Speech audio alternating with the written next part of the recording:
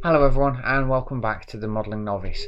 Now this is episode 4 of my first layout build, and where we left off at episode 3 I was getting an incredibly longer list of jobs that are incomplete, and unfortunately we're having to start this one going backwards in order to move forwards.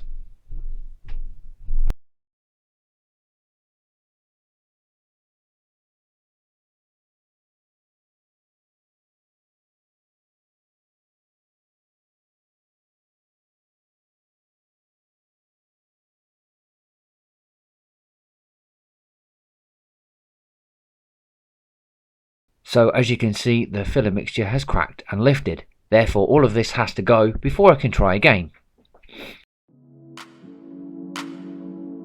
So I take a retractable knife to the offending article, cut around the edging stones so as not to disturb anything underneath them, lifting off the offending material.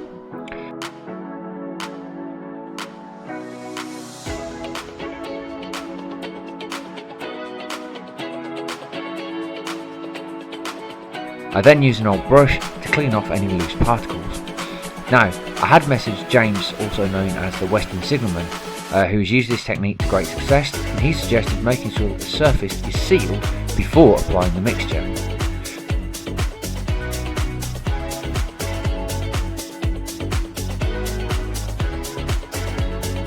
In amongst my art supplies I have gesso, an acrylic primer used to seal paint canvases and porous materials ready for acrylic paints. I've prepared the area by masking off the edging stones with some electrical tape, and then I begin applying the gesso with a paintbrush just like you would with any other acrylic paint. I'm trying to apply it quite thick here to ensure that the surface is well sealed as possible.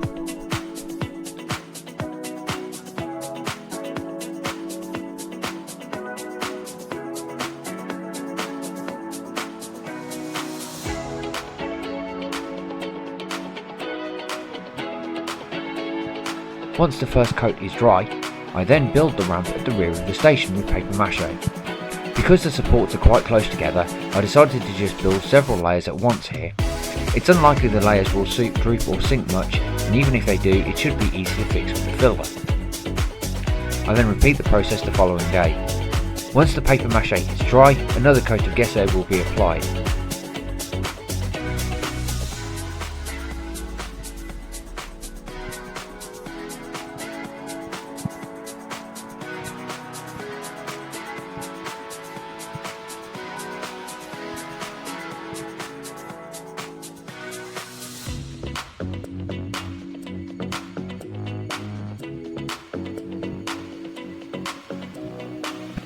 So with nothing else to do, instead of watching the paper mache dry, I decided it would be a good time to start ballasting in earnest.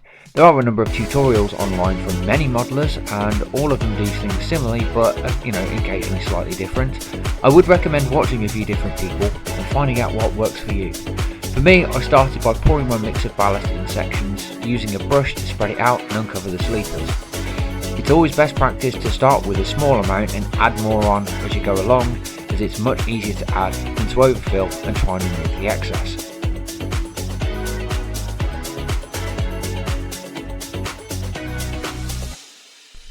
Ballasting can be quite a scary process, but just take your time, and if possible practice on a small spare board before moving onto the track on your layout. It's advisable to do this in small sections at a time, making your way around.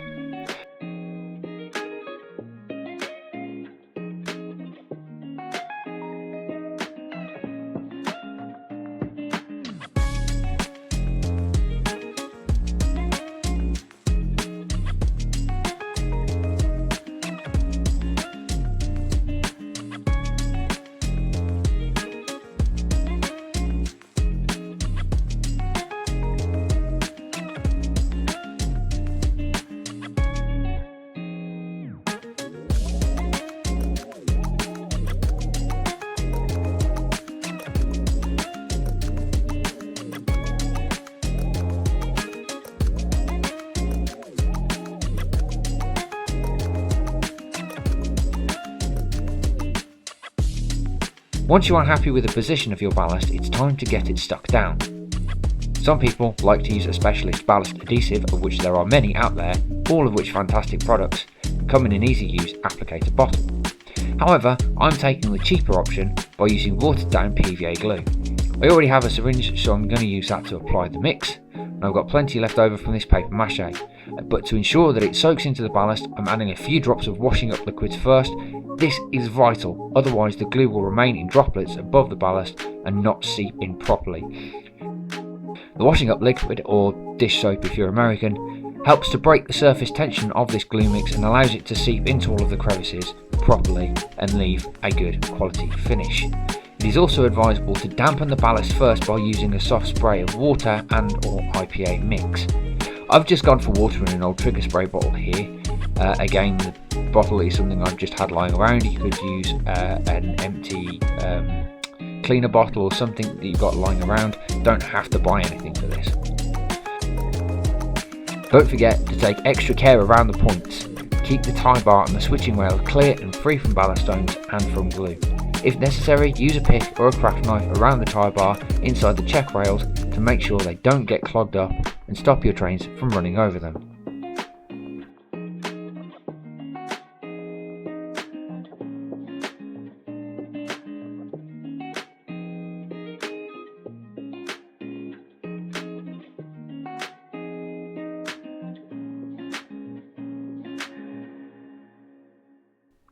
As I've gone on, I have found that the syringe sometimes gets clogged up and doesn't operate smoothly. This means that applied pressure builds up and is released suddenly, splashing ballast and glue everywhere. This could be down to the type of syringe I had, but a tip from Joe from that model railway guy gave me was to use a new one or to make sure that they are extremely clean, something I will have to remember in the future. I might also try filling them with water in between areas of application while it is not in use. A dropper might be a better option if you need to buy the equipment.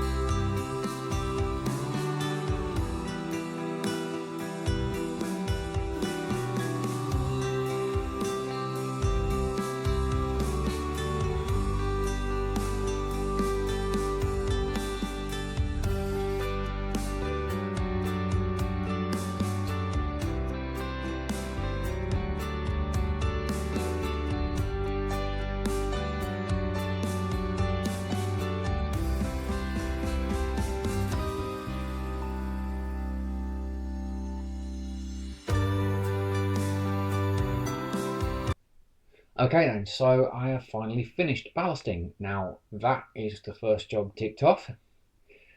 And yes, I did have to buy another tub of ballast, like I predicted back in episode 2. So, what's next on the list? Well, the next is of course the part of the track that I haven't managed to finish, which means I need to finish off cutting out the hole for the inspection pit so that I can lay down the bits for the engine shed. Now, if you remember, I drilled out the pilot holes for the inspection pit back in episode 2. This gives me space to fit a small craft saw in and follow lines I'm using as reference points to cut out the hole for the pit. I have my lines drawn out in pencil, but to ensure my cuts are straight and true, I use a metal angle rule as a guide. This was especially helpful as my saw was cheap and bendy, and I wasn't sure how well it would work, or even if the saw would survive the job.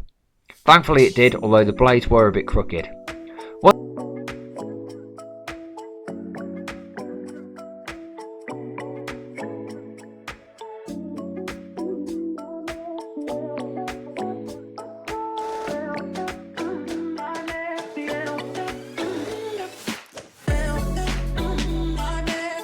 the hole was done, it was a simple job of refitting the last bit of track and tacking it down with track pins. Lastly, I quickly glue a piece of thick cardboard to the underside, utilising the PVA to seal off the cardboard, ready for application of clay and paint, although that is a job for another episode.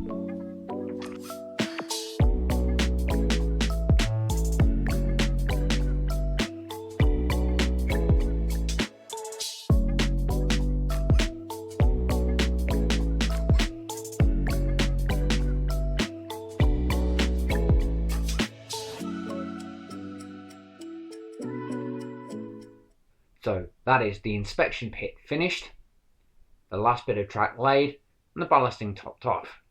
Now there are a couple of areas where I do need to touch up, but that means that there's no point holding it off any longer. It's time to start finishing the platform surface. So as you can see, I forgot to film the very first part, so I've already mixed and started applying my surface. Now this is of course my mix of builder's sand and modelling filler. I've also added a little bit of water to it to loosen it up just a little bit and make it a bit more pliable. I've also got some water aside for cleaning the tools and also for cleaning off edges with a finger. And this is now going onto the platform surface. Now I've put 3 layers of gesso onto this, so hopefully it should stick, and we'll see what happens next.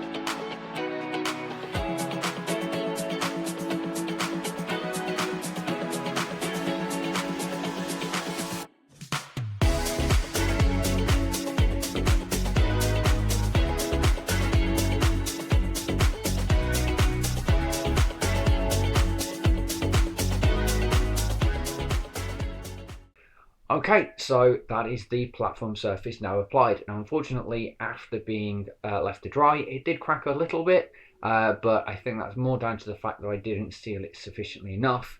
I probably should have used a layer of PVA glue as well as the gesso. Now, thanks to the gesso, it has actually sort of stuck down and stayed in place, which means that all I've needed to do is just put a bit of sand over the top and left that as a surface. It just needs painting, which seems to have done the trick. Now, as well as that and the ballasting where I've just got to do little bits and pieces, that's pretty much all I'm going to do to finish off this episode. Next episode, there is something in the works that involves a kit, and that's something to look forward to. If you've seen a couple of shorts, you might even have seen a sneak peek already, but that's all going to come. So next up, time lapse of me doing those final touch-ups. There were also a few patches of ballast I'd missed, and so I'd set about correcting those areas. I packed the hole with the ballast and applied the usual glue mix generously to ensure I don't get a repeat.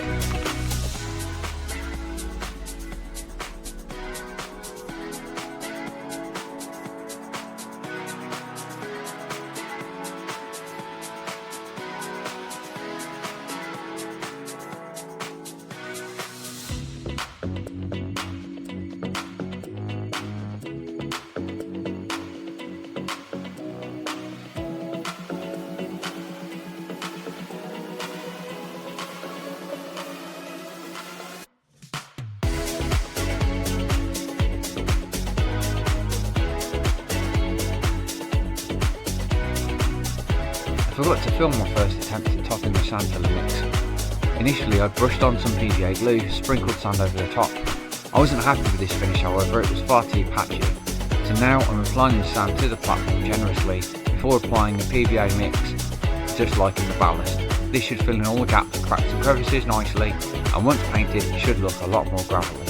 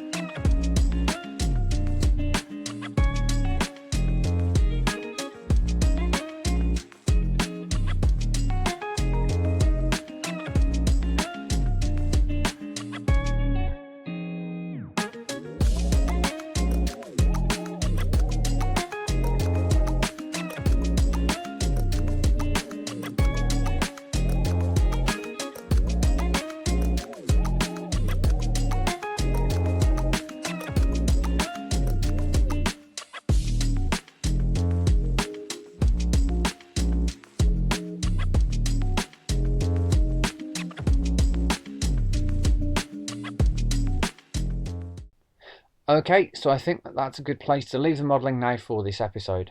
This episode's spend has been quite small. I've only had to spend £12 on additional ballast. The craft oil was £7 and the filler was also £7 again. So approximately this episode has cost me just under £30 or so. Now that the glue is dry, I have to say I'm pretty pleased with how everything is looking.